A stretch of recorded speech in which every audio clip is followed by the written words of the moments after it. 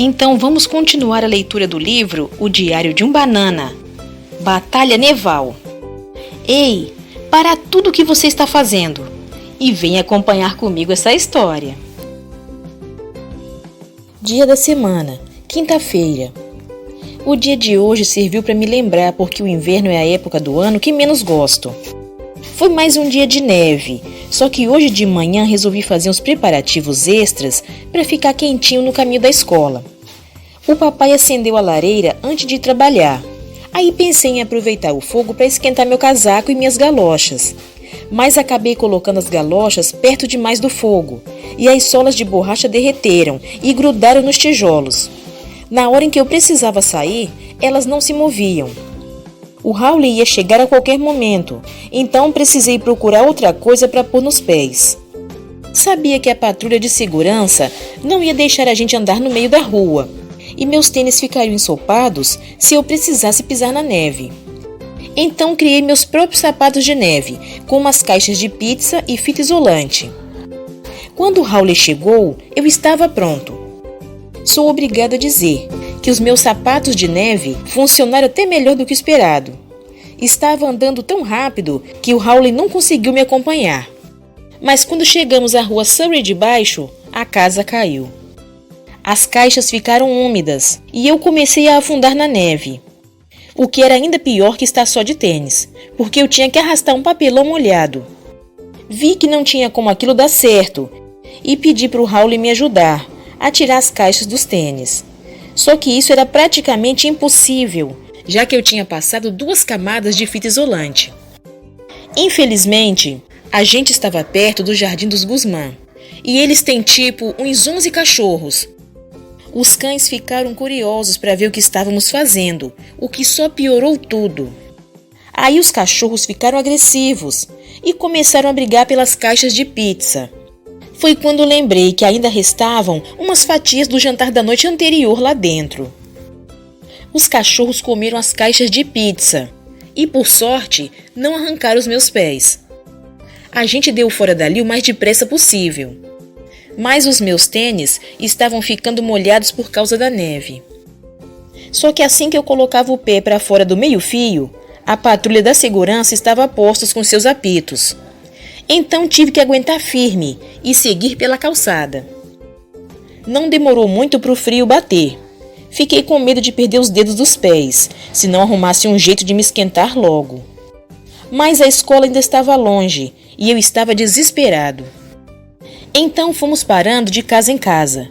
Eu enfiava os pés embaixo dos tubos de exaustão das secadoras de roupas, até voltar a sentir os meus dedos novamente.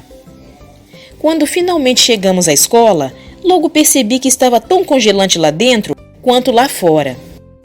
Ao que parece, o chulé do dia anterior ficou tão forte que o faxineiro da noite não aguentou. Daí ele saiu abrindo todas as janelas para deixar entrar um pouco de ar fresco. Mas acho que ele se esqueceu de fechar tudo no fim do turno. O termostato não deu conta de manter a temperatura e o aquecedor pifou. Então a gente passou o dia inteiro sem calefação. No começo, os professores deixaram os alunos usarem seus acessórios de inverno na sala, mas devem ter achado tão esquisito que mudaram de ideia e mandaram todo mundo guardar os casacos nos armários. Na aula de história, a gente quase congelou, mas a professora estava numa boa. A senhora Willey tinha um aquecedor elétrico ao lado da mesa, ligado no máximo. No meio da aula, uma menina chamada Becky Cosgrove virou a carteira no chão e começou a berrar do nada. Como castigo, a senhora Willey mandou a Becky sentar na cadeira ao lado dela. Não demoramos muito para sacar o truque da Becky. O pessoal da minha classe é meio idiota, então 30 segundos depois, estava todo mundo tentando arrumar um lugar ao lado da senhora Willey. Durante o dia, cada um tentou fazer o que dava para se manter aquecido, e teve um pessoal mostrando muita criatividade. Na semana passada, apresentaram uma peça de teatro na escola. Daí tiveram a brilhante ideia de ir buscar umas fantasias na coxia. Enquanto a gente congelava lá dentro, a neve continuava se acumulando lá fora. Na quarta aula, o pessoal começou a ficar com medo de não conseguir sair e ter que passar a noite na escola. Na hora do almoço, compraram tudo o que tinha na cantina, para ter o que comer se ficassem presos ali. Isso deixou todo mundo em pânico e a galera atacou as máquinas automáticas dos corredores. A essa altura, as pessoas estavam desesperadas para pôr a mão em qualquer coisa comestível. Um boato se espalhou de que tinha comida no laboratório de ciências, então um monte de gente correu para lá. Pelo que ouvi dizer, eles atacaram um lugar. Acho que a diretora percebeu que estava prestes a ter uma rebelião debaixo do seu nariz, então dispensou os alunos mais cedo. O que foi uma ótima notícia para quem vai para casa de ônibus, mas para quem volta andando não era tão legal assim. Eu é que não queria sair a pé no meio de uma nevasca, então tive uma ideia. A rua Whirley não é muito longe da nossa. Daí achei que o Hawley e eu podíamos ir de ônibus até lá e andar o resto do caminho. Saindo da escola, fomos direto para a fila do ônibus. A gente estava tão encapotado que ninguém nem notou a nossa presença. Tenho que admitir que foi meio esquisito andar no ônibus do pessoal da rua Whirley, já que somos inimigos. Eles costumavam andar de trenó na nossa ladeira no inverno, até descobrirem o 13º buraco do campo de golfe.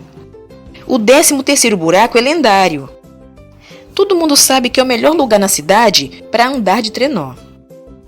O problema é que o campo de golfe fica no clube de campo. Então, entrar lá com um trenó significa invasão de propriedade. No ano passado, quis ver qual era desse tal de 13º buraco e chamei o Hawley para ir comigo. Mas ele ficou morrendo de medo do lance de invasão de propriedade e não quis. Lembrei ao Hawley que a família dele era sócia do clube, então não seria invasão de nada. Mas acho que ele ficou com medo da sua família ser expulsa do clube, se fosse pego andando de trenó ali. Por isso, para não ser reconhecido, o Hawley sacudiu a cabeça bem depressa e ficou fazendo isso o tempo todo que passamos lá. Sou obrigada a dizer que o 13º buraco era mesmo tudo aquilo que o pessoal falava. Era muito íngreme e alguém tinha feito um montinho de neve perto do fim. Isso possibilitava uns saltos maneiros. A gente estava se divertindo, mas aí o pessoal da rua Whirley chegou e expulsou todo mundo para ficar com o campo só para eles. Mas nem liguei. Desde que esses caras não arrumassem encrenca na nossa rua, podiam fazer o que quisessem no campo de golfe. A viagem de ônibus com a galera da rua Whirley não estava muito legal, mas o Hawley e eu tentamos ficar na moita para ninguém notar nossa presença. A gente estava quase na rua Whirley quando alguém fez uma coisa bem estúpida. Um idiota jogou uma bola de neve dentro do ônibus. Assim que isso aconteceu, a motorista parou o ônibus. Ela disse que não ia sair de lá até que a pessoa que jogou a bola de neve se entregasse. Como eu disse antes, existe uma política de não dedurar lá na escola, então ninguém do fundão deu um pio. Eu bem que queria saber quem foi, porque teria falado na hora. Eu tinha certeza de que a motorista estava blefando, e em alguns minutos o ônibus voltaria a andar. Mas aí ela abriu um livro e começou a ler desde a página 1.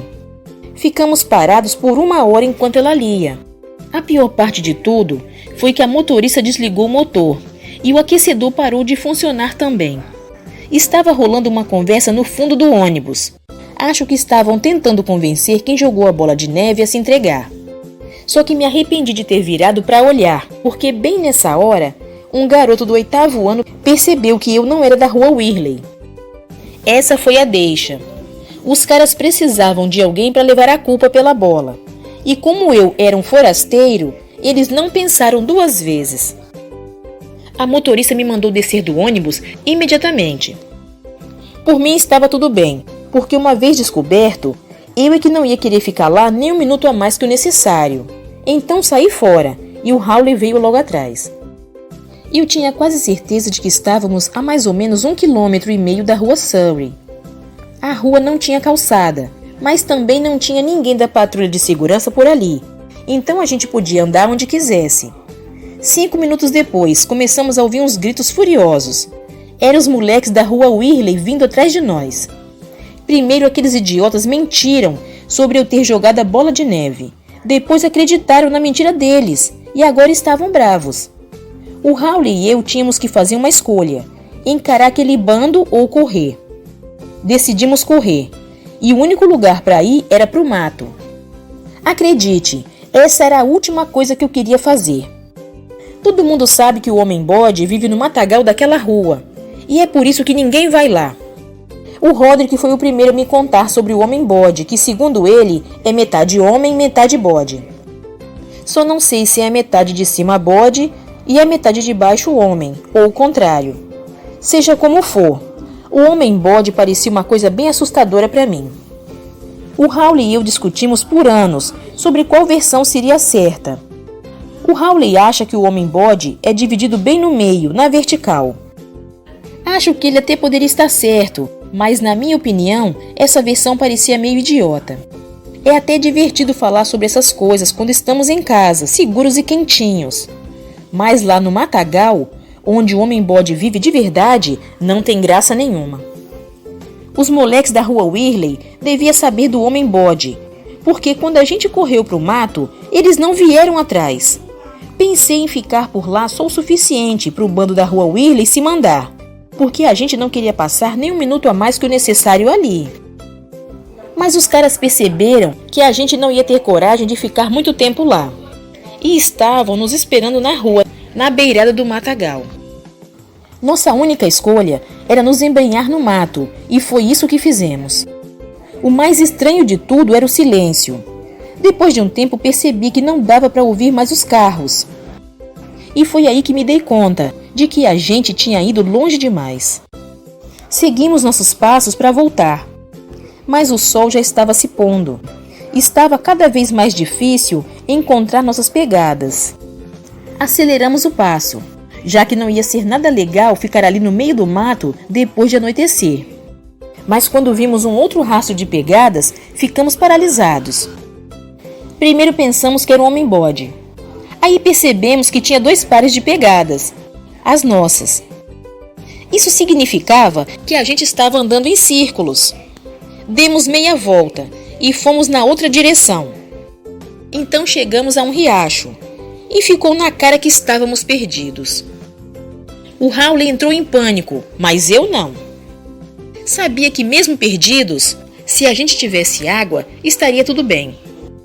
Vi um filme em que uns exploradores ficaram presos numa montanha. Eles encontraram uma fonte de água mineral e assim conseguiram sobreviver. Mas aí lembrei que, em total desespero, precisaram comer seus animais de carga. Só fiquei torcendo para a coisa não chegar a esse ponto para nós. Pensei que seguir o riacho fosse uma boa. A gente poderia chegar a algum lugar e pelo menos não ficaria andando em círculos. Até que vimos uma barragem feita por castores e o Raul começou a surtar. O Raul falou que castores são perigosos.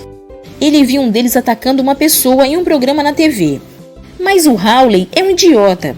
O programa era na verdade um desenho e eu estava junto quando passou isso na TV. Mesmo assim, não consegui convencer o Raul a seguir o riacho, então demos meia volta de novo. A essa altura, já estava bem escuro. Depois de mais uns minutos de caminhada, uma luz chamou minha atenção. Pensei que podiam ser os faróis de um carro e corremos naquela direção. Descobrimos que a luz vinha mesmo de um carro, mas era só uma carcaça abandonada no meio do mato. O que eu vi foi a lua refletida no retrovisor. Quando os meus olhos se ajustaram ao escuro, percebi que tinha um monte de carros e picapes abandonados ao nosso redor. Vi uma coisa brilhando num tronco de árvore e resolvi verificar. Era um treco frio de metal e quando me aproximei para examinar melhor, percebi exatamente o que era. Era uma fivela de cinto e pertencia ao Meckley Mingo. Isso significava que o Raul e eu estávamos no meio do acampamento dos Mingos. O pessoal da cidade sempre quis saber onde os Mingos moravam. Justo a gente foi parar bem no quartel-general deles. Achei que tínhamos dado sorte, pois não tinha ninguém lá. Mas quando nos viramos para vazar, alguma coisa agarrou minha mão. Bom, tecnicamente, alguma coisa agarrou o Sr. Petisco. Achei que só podia ser o Meckley e que ele fosse me matar por ter mexido na sua fivela de cinto. Ainda bem que estava errado. O fantoche tinha enroscado na maçaneta da picape, então tentei soltar. Foi quando comecei a ouvir um barulho dentro da picape. Percebi que tinha que escolher entre me salvar ou salvar um fantoche. Não tinha nem o que pensar. Raul e eu demos o fora de lá. Quando já tínhamos tomado uma boa distância do acampamento dos Mingos, ouvimos um som que fez meu sangue gelar.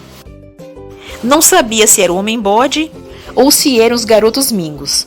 Só sabia que se parasse de correr, a gente estaria morto. Dava para ouvir os gritos atrás de nós, cada vez mais perto. E quando as vozes estavam quase nos alcançando, conseguimos sair do mato. Sorte que o papai estava prestando atenção, ou o Raul e eu íamos acabar atropelados. Pelo menos teria sido uma morte rápida. Tenho certeza de que se os Mingos pegassem a gente, fariam o serviço sem pressa. Continue aqui nos acompanhando.